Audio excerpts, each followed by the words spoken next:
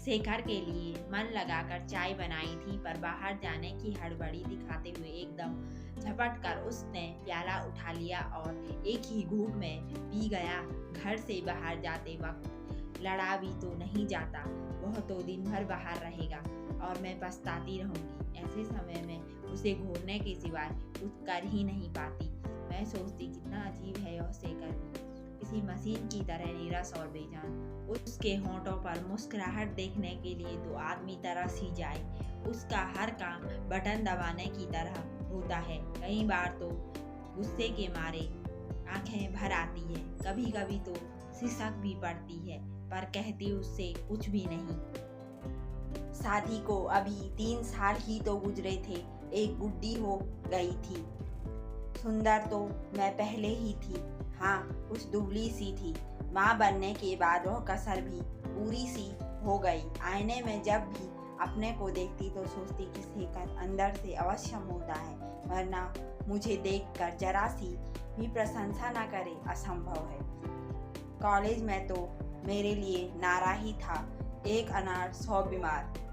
दूसरी ओर पड़ोस में ही किशोर बाबू की लड़की थी नीरू, बस सामान्य सी कद काठी की थी, सुंदरता के किसी भी मापदंड पर खरी नहीं उतरती थी।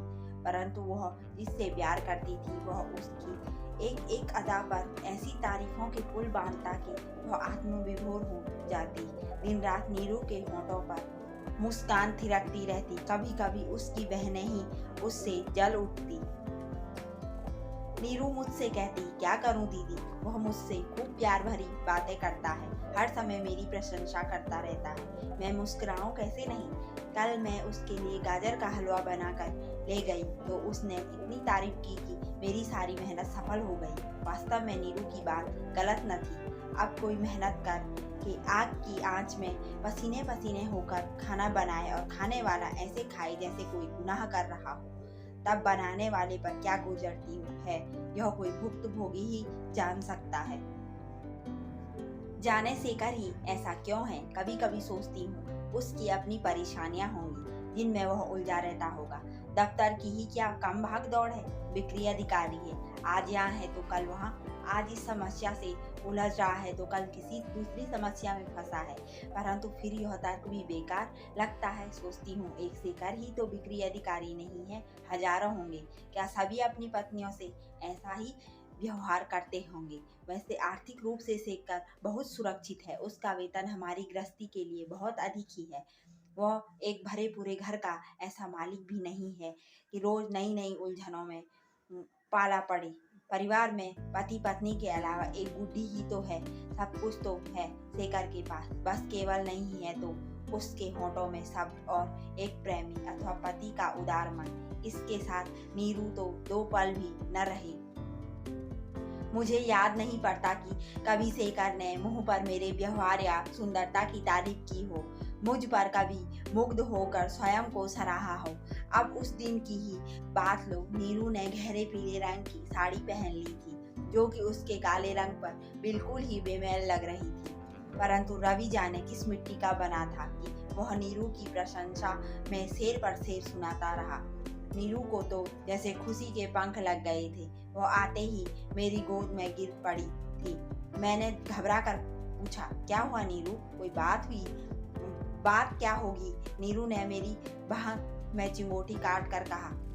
आज क्या मैं सच में पीली साड़ी में कहर भर पा रही हूँ? कहो तो मैं क्या उत्तर देती। पीली साड़ी में कुछ खास अच्छी न लग रही थी, पर उसे खुश करने की गरज से कहा, हाँ सचमुच तुम आज बहुत सुंदर लग रही हो। बिल्कुल ठीक, नीरू चाहे कुठी, रवि भी ऐसा ही कहता था, बस वह मुझे देखते ही कभी बन जाता है। मुझे याद है एक बार पायल पहनने का फैशन चल पड़ा था, ऐसे में मुझे भी शौक चढ़ा कि मैं भी पायल पहन लूं। मेरे पैर पायलों में बंद कर हियायत सुंदर हो उठे थे। जिसने भी उन दिनों मेरे पैर देखे बहुत तारीफ की, पर चाहे मैं पैर पटक कर चलूं या साड़ी उठा कर चलूं, पायलों का सुंदर जोड़ा चमक चमक कर भी शेखर को अपनी ओर न खींच पाई थी। एक दिन तो मैंने खींच कर कहा, कमाल है, पूरी कॉलोनी में मेरी पायलों की चर्चा हो रही है, पर तुम्हें ये अभी तक दिखाई नहीं दी। शेखर ने चौंक कर कहा, यह वही पायल सेट है ना जो पिछले महीने खरीदा था, बिल्कुल चांदी की लग रही है। अब कैसे कहती कि चांदी या पायलों को नहीं। शेखर साहब, मेरे पैरों के बारे में कुछ कहिए। असल बात तो पैरों की तारीफ की है, पर कह न पाई थी। यह भी तो तभी की बात है। नीरू ने भी मेरी पसंद की पायलें खरीदी थी। उन्हें पहनकर वह रवि के पास गई थी। बस जरा सी ही तो उनकी झंकार होती थी, मगर बड़ी दूर से ही वे रवि के कानों में बजने लगी थी। रवि ने मुग्ध भाव से उसके पैरों की ओर देखते हुए कहा, तुम्हारे पैर कितने सुंदर हैं नीरू। कितनी छोटी छोटी बातों की समझ थी रवि में। सुन सुनकर अचरज होता था। अगर नीरू ने उससे शादी कर ली तो दोनों की जिंदगी कितनी प्रेममय हो जाएगी। मैं नीरू को सलाह देती, नीरू रवि से शादी क्यों नहीं कर लेती, पर नीरू को मेरी यह सलाह नहीं भाती। मुस्कुरा कर कहती, रवि अभी प्रेमी ही बना रहना चाहता है, जब तक कि उसके मन की कविता खत्म न हो जाए। कविता? मैं चौंक कर रह जाती। रवि का मन कविता से भरा है, तभी उससे इतनी तारीफ हो पाती है। कितना आकुल रहता है वह नीरू के लिए। शेखर के मन में कविता ही नहीं बची है। वह तो पत्थर है, एकदम पत्थर। सामान्य दिनों को अगर मैं नज़रअंदाज भी कर दूं तो भी बीमारी आदि होने पर तो उसे मेरा ख्याल करना ही चाहिए। इधर बीमार पड़ी, उधर डॉक्टर को फ़ोन कर दिया, फिर दवाइयाँ आई और मैं दूसरे दिन से ही फिर रसोई के कामों में जुट गई।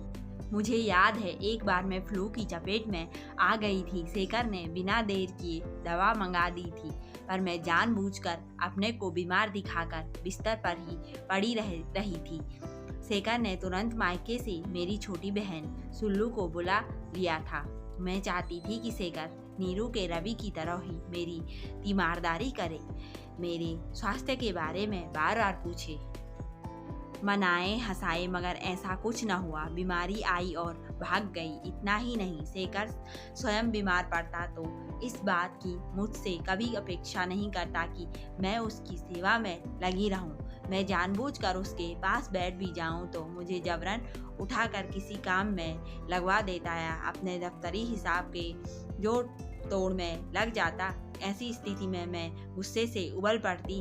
अगर कभी रवि बीमार होता तो उसकी डॉक्टर सिर्फ नीरू होती। मैं रवि को पाकर कभी निराश नहीं होंगी। दीदी नीरू अक्सर कहती, उसे हमेशा मेरी चिंता सताती रहती है। मैं अगर चाहूँ तो भी लापरवाह नहीं हो सकती, पहले ही वह टोक देगा। कभी कभी उसकी याददाश्त पर मैं दंग हो जाती हूँ। लगता है जैसे वह डायरी या कैलेंडर हो।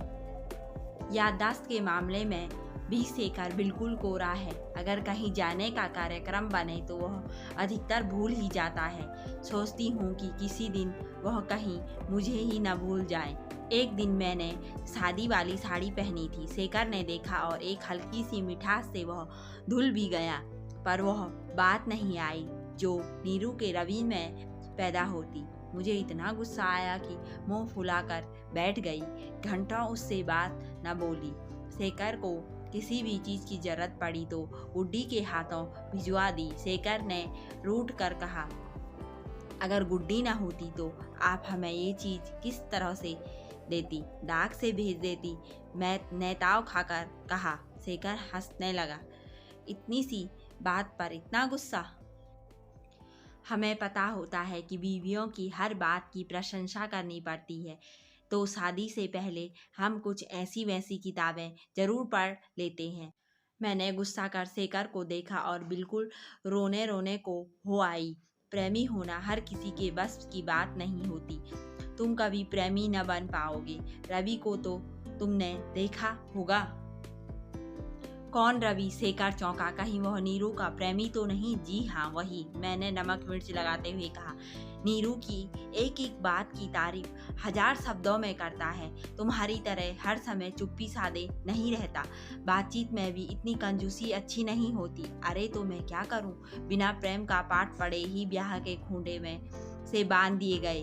वैसे एक बात है, प्रेमी बनना बड़ा आसान काम है समझी, मगर पति बनना बहुत मुश्किल है। जाने कितनी योग्यता चाहिए। पति बनने के लिए पहले तो उत्तम वेतन वाली नौकरी, जिससे लड़की का गुजारा भली भांति हो सके। सिर पर अपनी छत है या नहीं, घर कैसा है, उसके घर के लोग कैसे हैं, घर में कितने लोग हैं, लड़के में कोई बुराई तो नहीं, उसके अच्छे चाल चलन के लिए पास पड़ोसियों का प्रमाण पत्र आदि चाहिए। और जब पूरी तरह पति बन जाओ तो अपनी सुंदर पत्नी की बुराइयों को दूर करने का प्रयत्न करो। अपने आप को ही लो। तुम्हें सोना, सजना, संवरना, गप्पे मारना, फिल्में देखना आदि यही सब तो आता था। नकचड़ी भी कितनी थी तुम। हमारे घर की सीमित सुविधाओं में तुम्हारा दम घुटता था। अब शेखर बिल्कुल गंभीर हो गया था। तुम जानती ही हो कैसे मैंने धीरे धीरे तुम्हें बिल्कुल बदल दिया। व्यर्थ गप्पे मारना, फिल्में देखना सब तुमने बंद कर दिया। फिर तुमने मुझे भी तो बदला है। शेखर ने रुक कर पूछा। अब कहो, तुम्हें शेखर की भूमिका पसंद है या रवि की? रवि की, मैं दृढ़ता से बोली। प्रेम ही जिंदगी है, यह तुम क्यों भूल जाते? क्यों, मैं क्या तुमसे प्रेम नहीं करता? हर तरह से तुम्हारा ख्याल रखता हूँ। जो बना कर देती हूँ खा देता हूँ। दफ्तर से छुट्टी मिलते ही फालतू गपशप में उलझने के बजाय सीधा घर आता हूँ। तुम्हें जरा सी छींक भी आए तो फौरन डॉक्टर हाजिर कर देता हूँ। क्या यह प्रेम नहीं है? यह प्रेम है या कद्दू की सब्जी? मैं बिल्कुल झल्ला गई। तुम्हें प्रेम करना रवि से सीखना पड़ेगा। दिन रात नीरू से जाने क्या क्या बातें करता रहता है।